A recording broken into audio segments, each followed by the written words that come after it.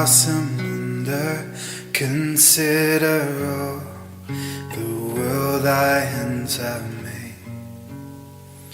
I see the stars, I hear the rolling thunder, thy power throughout the universe display.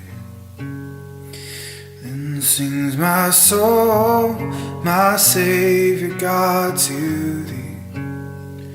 How great thou art, how great thou art. Then sings my soul, my Savior God, to thee. How great thou art, how great thou art. And when I think that God His Son not sparing sent Him to die, I scarce can take it in, that on that cross, my burden gladly bearing, He bled and died to take away my sin. Then sings my soul, my Savior God, to thee. How great thou art, how great thou art. Then sings my soul, my Savior God, to thee. How great thou art, how great thou art.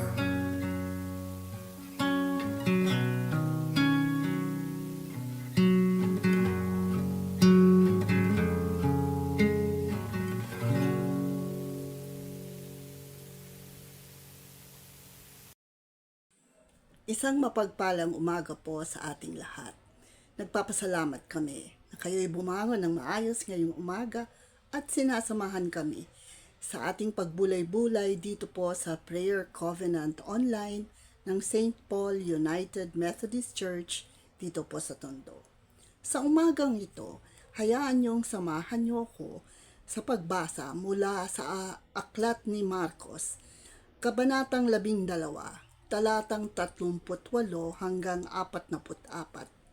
At babasahin ko sa Tagalog mula sa Magandang Balitang Biblia. Sa kanyang pagtuturo, sinabi ni Jesus, "Mag-ingat kayo sa mga tagapagturo ng kautusan, na mahilig magpalakad-lakad na suot ang kanilang mahahabang damit at gusto-gustong binabati na may paggalang sa mga pamilihan.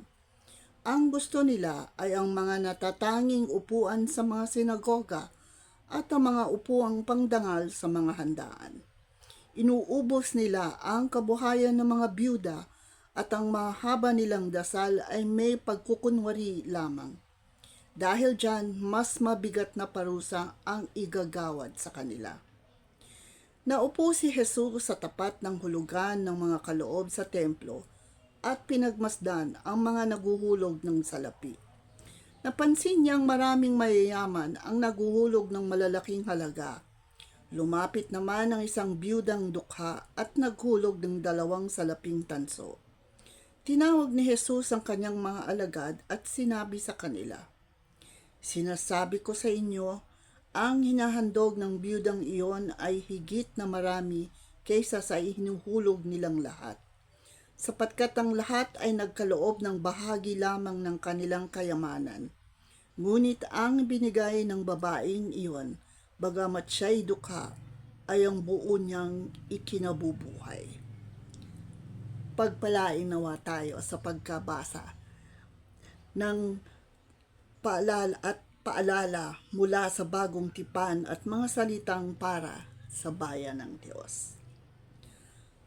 Ang mga nabasa natin, mga talata ay kung babasahin at iaayon sa ating team focus sa linggong ito na God Provides, ay isang paalala mula kay Jesus mismo at naiulat ni Marcos ukol sa mga kaloob ng Diyos di lamang sa atin kundi sa ating iglesia.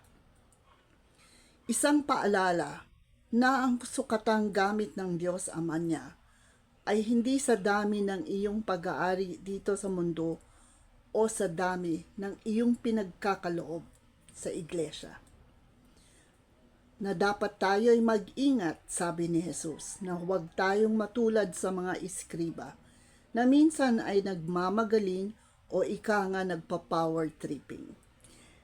Na sa halip ay gawin ang nararapat sa kanilang pagkatawag, ay iyon ay itinuturo at ipamahagi at imulat ang salita ng Diyos sa mga tao. Sa halip ay gaya ng sabi sa verse 40, inuubos nila ang kabuhayan ng mga byuda sa mga habang dasal na wala sa puso. Sapagkat sabi nga ni Jesus in verse 44, sapagkat ang lahat ay nagkaloob ng bahagi lamang ng kanilang kayamanan. Ngunit ang ibinigay ng babaeng iyon, bagamat siya'y dukha at balo, ay ang buo niyang ikinabubuhay.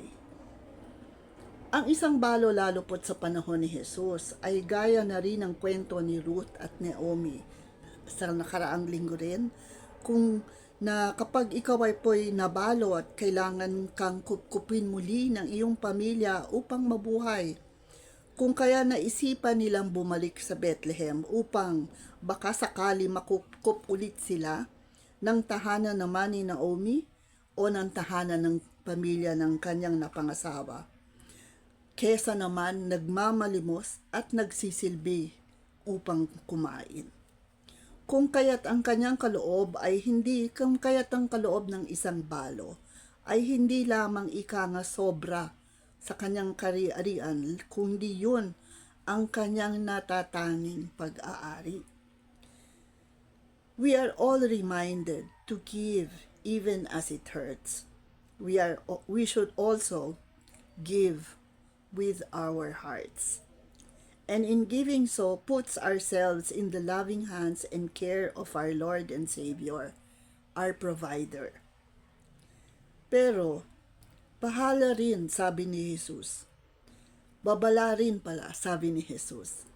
Gamitin natin ang kaloob sa maayos na paraan at sa ikalalago ng pananampalataya. Hindi lang pang sarili, ngunit din sa nakararami. Pahalaga natin ang kaloob at ituring itong bigay ng isang balo, no? Na isang bahagi ng nakukupkup ng isang balo, no? Na siyang ikinabubuhay. Tayo po na retired na, naiintindihan yan. Tayo na binubuhay ng ating mga pensyon at alam naman ho natin ang mga pensyon natin. Hindi ganon kalaki ng ating nakikinikita nung tayo'y kalakasan pa. Ngunit, sa kabila ng kaliitan nito, di ba tayo po namamangha na napupuno kahit paano ang ating pangangailangan sa gamot, sa pagkain, at nakakapagbigay pa rin po tayo sa iglesia. Kung kaya naman, tayo na siyang gumagamit nito para sa iglesia, gamitin natin ito sa maayos at karapat na pagpalago ng pananampalataya at di lamang sa gawaing nakakasaya sa atin. Tandaan natin na ang perang dumarating sa iglesia ay hindi para sa kaganahan ng marami, kung hindi ito ay para tustusin ang mga gawain ng iglesia, ang mga sweldo ng mga pastor at diakonesa na siyang tumitingin sa atin. No? Wala silang ibang source of kabuhayan kung hindi ang pumapasok sa iglesia. At ang mga programa na ating ini-sponsor ay sana ay ang mga programang hindi lang para tayo sumaya at magsama, kung hindi matuto sa salita ng Diyos. Kung kaya't paalala ito ni Jesus sa mga verses na ating nabasa, na ang pagpapalang nagkakaroon na naibibigay sa ating iglesia at ang kaban na siyang ating pinupuno ay isang kaban din kung saan kinukuha natin ang pagsilbi sa iglesia. Kung kaya't gamitin to natin ng maayos, ng may kababaan, at sa paraan kung saan tunay tayong ginagawa ang ating pagkatawag. Maraming salamat at isang magandang umaga muli sa ating lahat. Tayo po'y manalangin. Nagpapasalamat kami, Panginoon, na sa kabila ng mga nangyayari sa buhay namin, Lord, pinagkakaloob niyo kami. You provide, Lord God, all our needs, whether small or big, Lord God. Tunay nga po kayo ay isang mabuting Diyos at isang Diyos, Lord, na nagpapakita ng pagmamahal. Sa kabila ng aming mga alinlangan, Lord, sa mga gawa, sa aming mga sinasabi namin kailangan sa pang-araw-araw, nagpapasalamat kami, Lord, na pinupuno niyo to kahit po kami nagkukulang sa inyo. Tunay nga po na kung ang mga ibon at ang mga bulaklak ay inyong pinapakain at inidiligan upang lumago, kami pa kaya na iyong mga tao. Naway ang paggamit namin, Panginoon, ng resources na nasa amin ay para sa ikabubuti hindi lang namin, kundi pati ang iglesia at komunidad na aming pinaliligiran, Lord God. At naway ito ay maging isang source, Lord God, upang ibalita ang inyong kagandahan sa mundo.